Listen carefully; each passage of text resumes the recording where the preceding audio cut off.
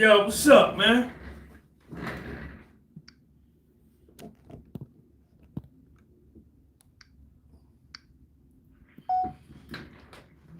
Yo, what's up, man? So I just got done. Hold on, let me set my phone up. We built in Stride and we made a deliberate choice to make it fully virtual. Anxiety and OCD shrink a child. Stride and we made a deliberate choice to make it fully virtual. All right, so I want to thank that person that gave it a thumbs up. Give this video a thumbs up.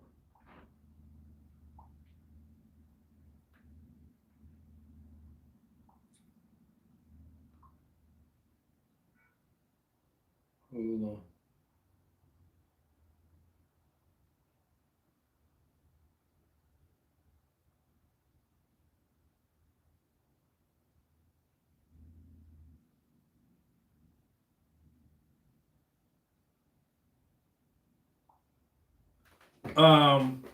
What's up, y'all? Y'all checking me out? Hold on. I gotta get something out of here. Hold on. No, that ain't what I want. So I just got finished reading the reply brief from the government. Hey, Rude Conscience, T. Coombs, what up? T. Coombs.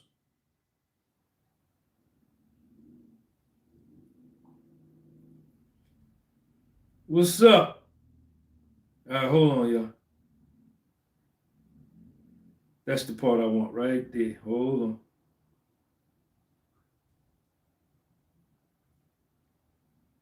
Copy. All right. Hold on. I know y'all saying he should have did this before he came on here, right?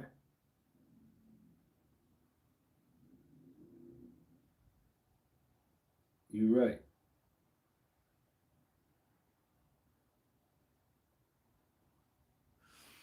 But anyway, I just got finished reading the government's. This is their reply brief. Okay, so I just got finished reading their reply brief, and I started on page 44, right? So I started on page 44, and I went all the way to the end. Now, what they're saying is that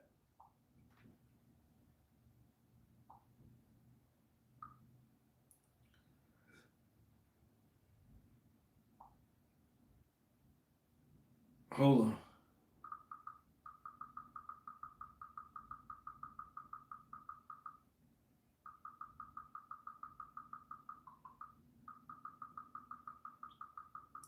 They're trying to argue against Puffy asking for an outright acquittal. Because as we know,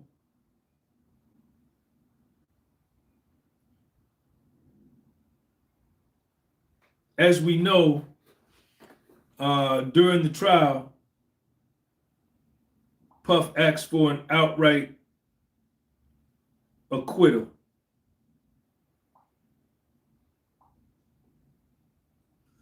And let me see. That's not working for some reason. What the government is saying that, he engaged in prostitution. But what's real, what what they say in their argument always has been is that Puff engaged in prostitution, right? That's been their whole argument from day one. Now, The Mann Act is the federal statute. The Mann Act is the federal statute that deals with prostitution. Now, this is the key. Puff's argument is that prostitution generally means person A pays person B to do the raccoon with person A, right? So it's a two-person event. Puff's argument is that Puff's argument is that Puff never had sex with the male escorts, right?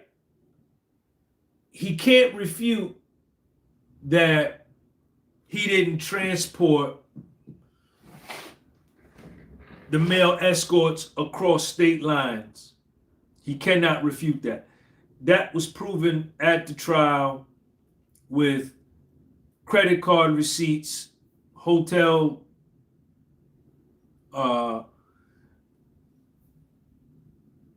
flight itinerary, airline itinerary. So he couldn't refute that. Now, what he is saying is that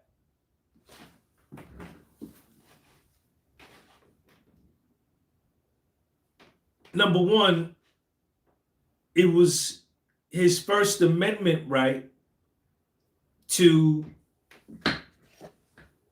film and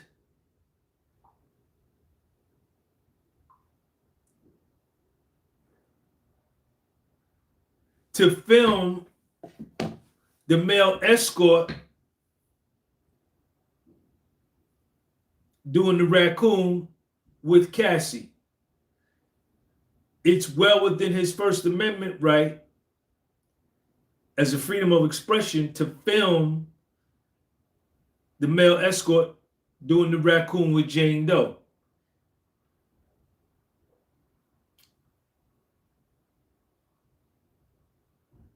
He's asking for acquittal on those grounds, constitutional basis. Now, what's important is this. This is off of the Department of Justice's website.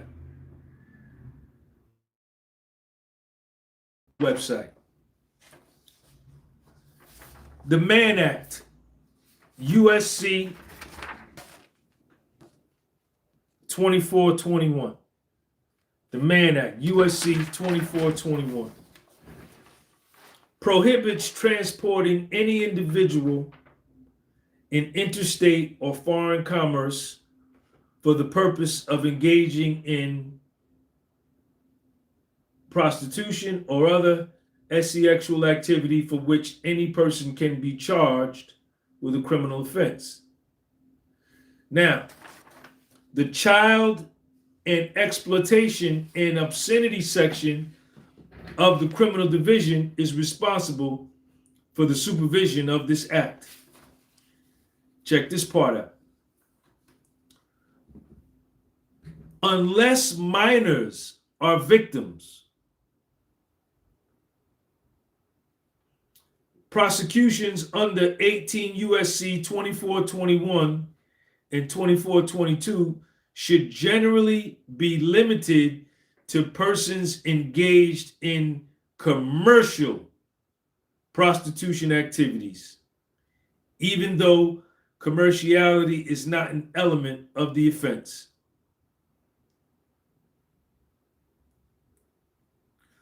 Prosecution of persons other than those engaged in commercial prostitution enterprises, such as panderers, operators of houses of prostitution, or call girl operations, and those acting for or in association with such persons, should not be instituted without consultation with the Child Exploitation and Obscenity section of the Criminal Division unless the victims are minors.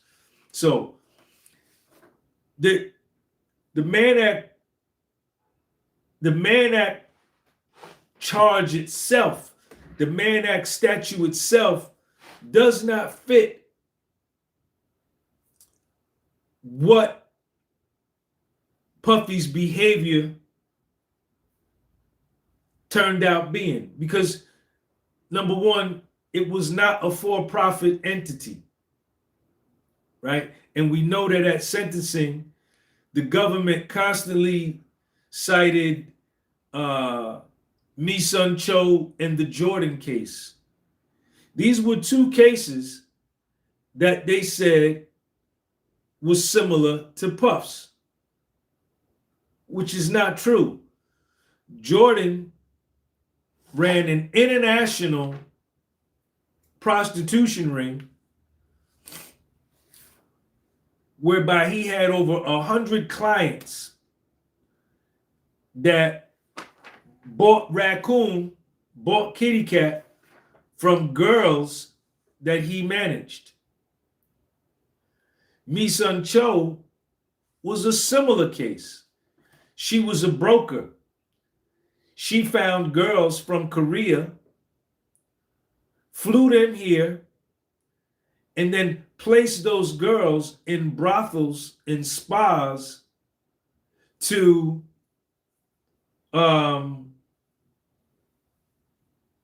engage in selling the kitty cat.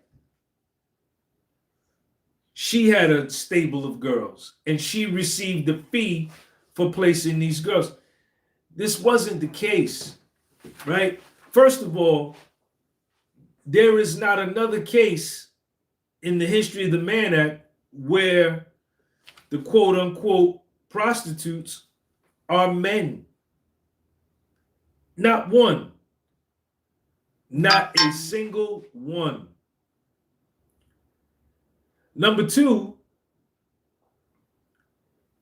this was not a commercial venture. Puff didn't make no money off of this. He spent money. He was tricking effectively. That's what he was doing.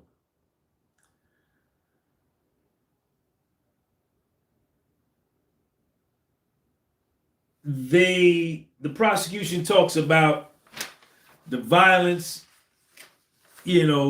force and coercion. As I told y'all before, Jane Doe and Puffy had one violent altercation, and that was when Jane Doe hit Puffy first. She took his head and slammed it into the kitchen counter, and then they got into a fight. And any man, any rational human being would act in self-defense and defend themselves if their head was taken and smashed into a kitchen counter. That was the first and only fight they ever had. And this is after Jane Doe starts meeting with federal agents, and they're coaching her, telling her what to do, what they need to happen in order so they can get a conviction. So, they in their argument, they cite the Cleveland case, they cite the Caminiti case. They're citing all these old cases from 1949, 1973, when the term prostitution was interpreted as something totally different from what it is today. Another thing is, if you were to use the Mann Act put into effect in 1910, 116 years ago, at that time, what prostitution was, it was the transport of girls and women, mainly white girls and white women, who were being lured and enticed and forced into prostitution by white men.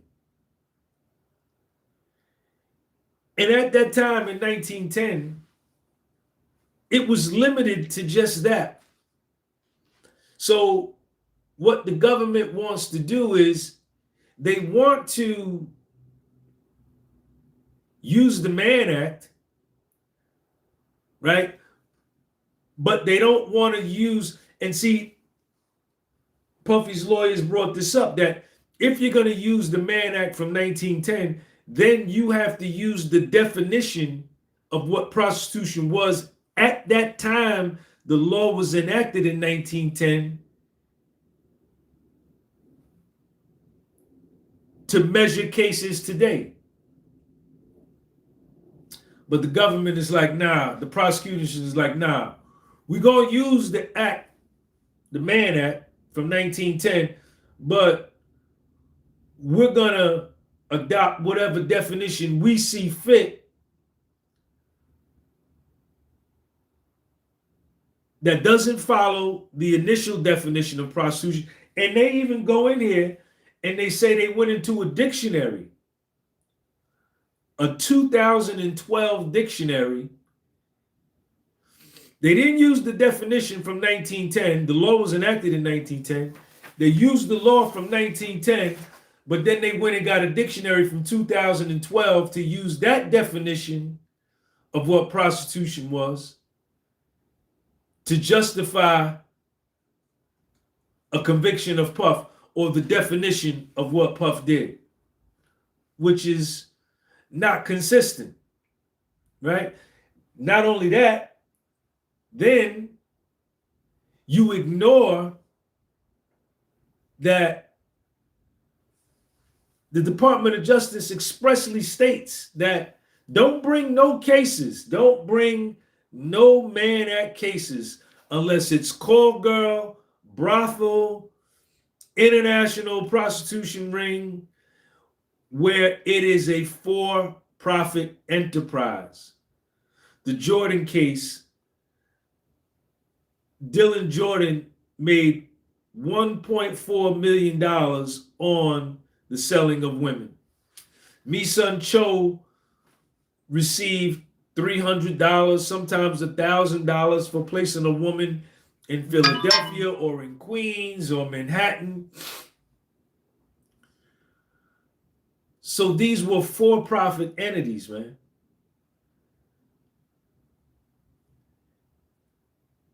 So this is the argument, man. These are the arguments. Now, this is aside from the over-sentencing.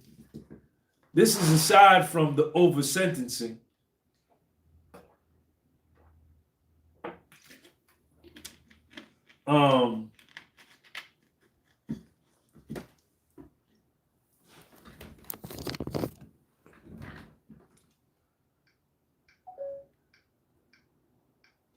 Because that's one appeal Puff is fighting for, is the fact that he was over sentenced, right?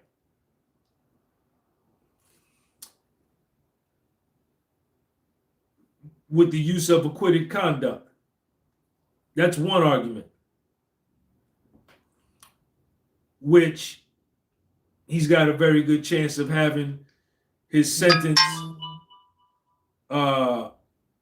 overturned and the case getting remanded back to the district court for resentencing.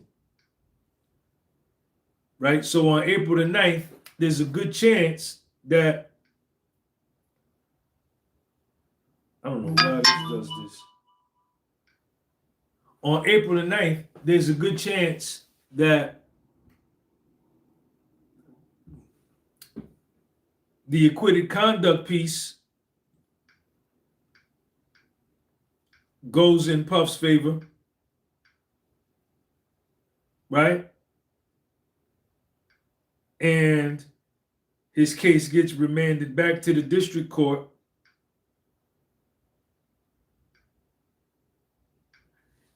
And I don't know how long that process would be for the case to get remanded, and then they'd have to set up a new sentencing date to bring him back. With that, I'm pretty sure that would be expedited, and his lawyers would probably argue for an immediate release pending sentencing, which would be a good thing. But not only are Puffy's lawyers arguing for that, they also want an outright acquittal for the Mann Act, period. They want the sentence, they want the charge, the conviction vacated, and which would effectively make Puff felony free and an innocent man who was wrongly convicted and all the things that come with that. But let's see how that goes. I'm not sure. But everything is going down on April the 9th over in the city in Manhattan. I think it's at 10 o'clock in the morning. I'm sure it's going to be a madhouse. I don't know if oral arguments last more than a day.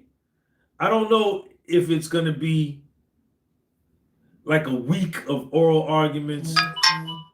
Does anybody know any appeals lawyers out there that can say how long oral arguments take? Do they just last a day?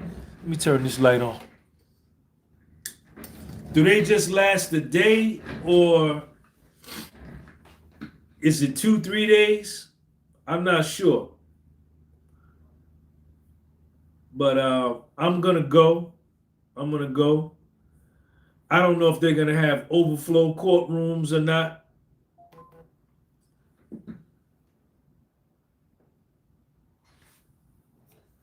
I don't know if they're going to have overflow.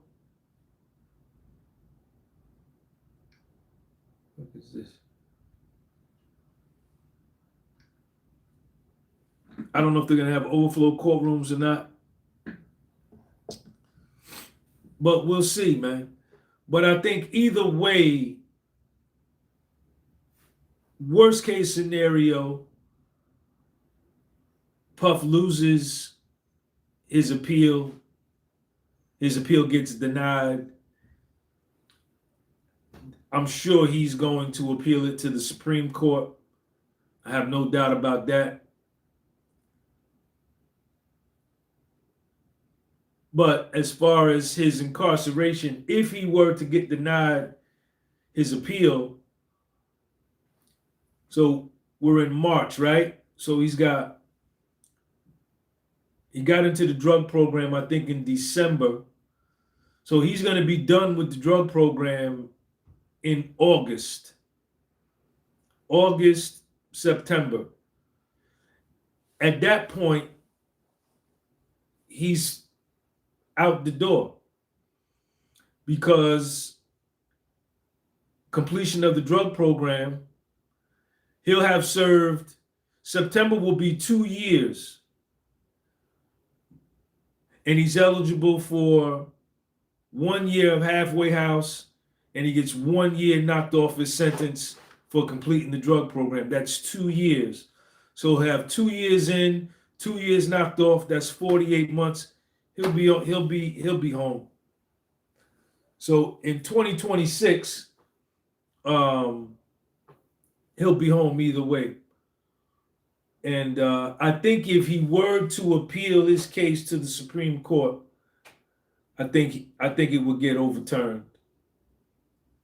If the appeals court doesn't overturn it, I think his sentence will definitely be case maybe too, But let's see. But I just wanted to give y'all that update.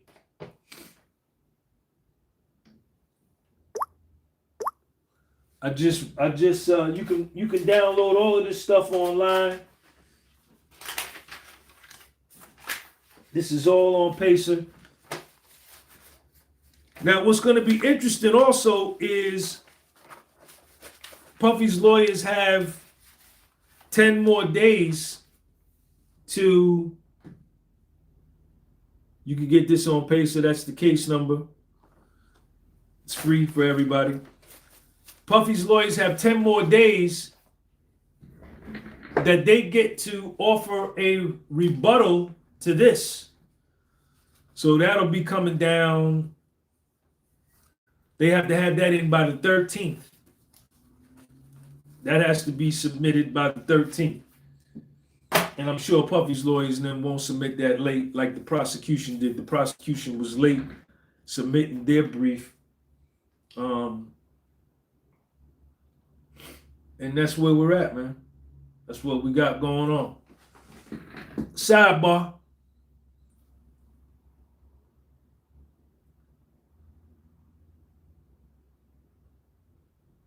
Stephanie Webb, what's up? What's up, Steph? I see you. I want to appreciate everybody for coming out. And hope everybody's doing well.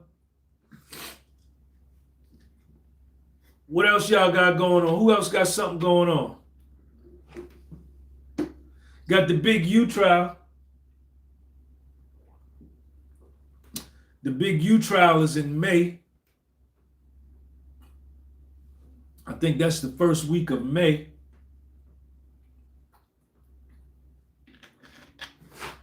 So we're looking forward to that.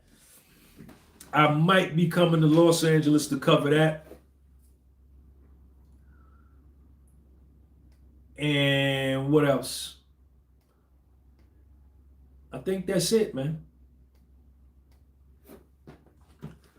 What's up with the people?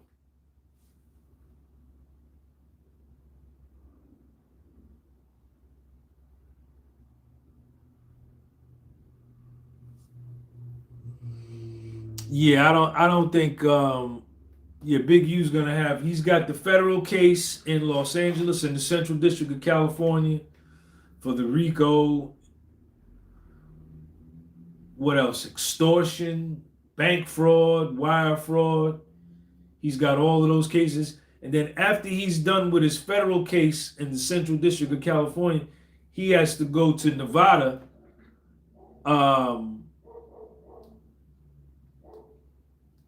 to do the unaliving thing, man.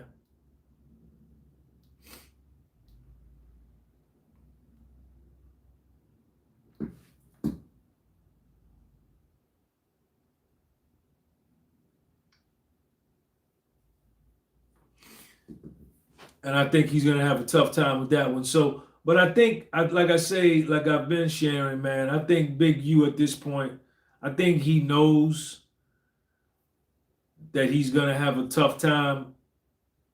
But I think he wants to expose the informants. That's all he wants to do. Y'all make sure y'all hit that like button.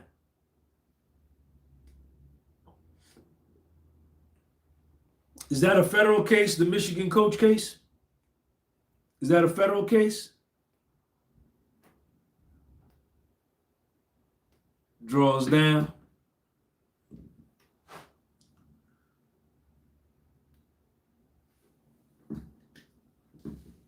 Yeah, it's a state case. Yeah. The women have become predators of successful men.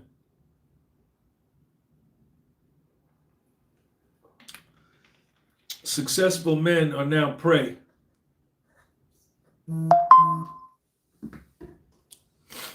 Yep. The Michigan is a state case. That's going to probably be tried up in, what's that, Grand Rapids? Isn't Grand Rapids the capital of Michigan? Is he going to trial?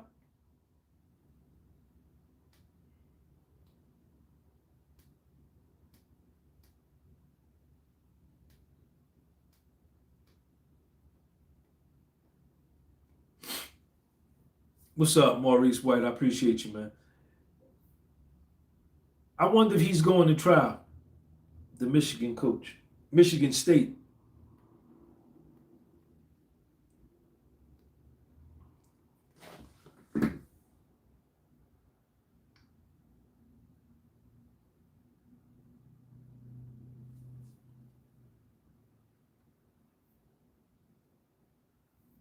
The girl set him up.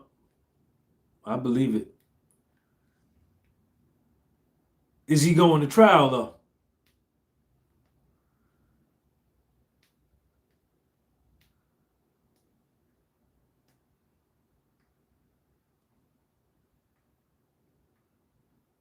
That's the key.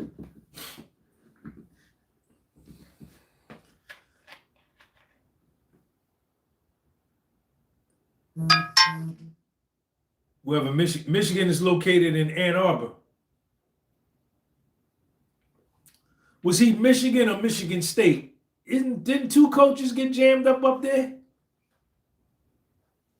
Michigan is in Ann Arbor. It's a trial. Okay.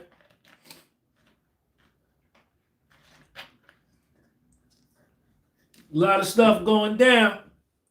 It's going down, baby. Free Puff.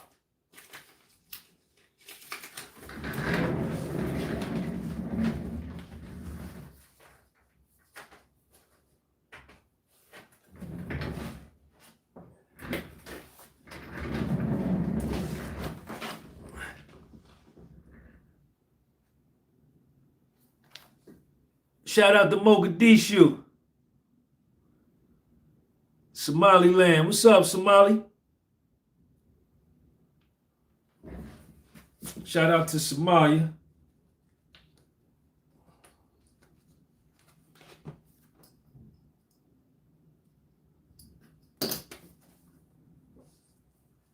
I ain't got nothing going on, man.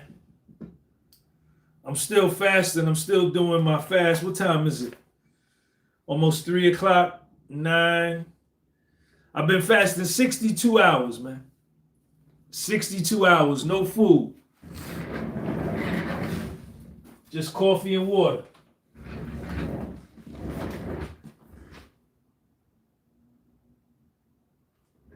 Yeah, no profit.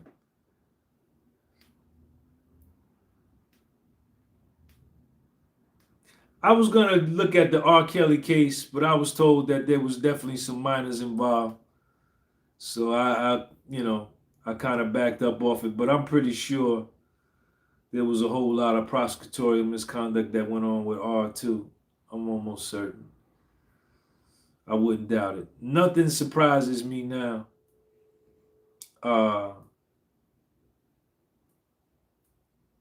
Hargeisa, okay. Nothing surprises me now with what goes on in mainstream media. I don't believe anything nobody says, man. I don't believe nothing.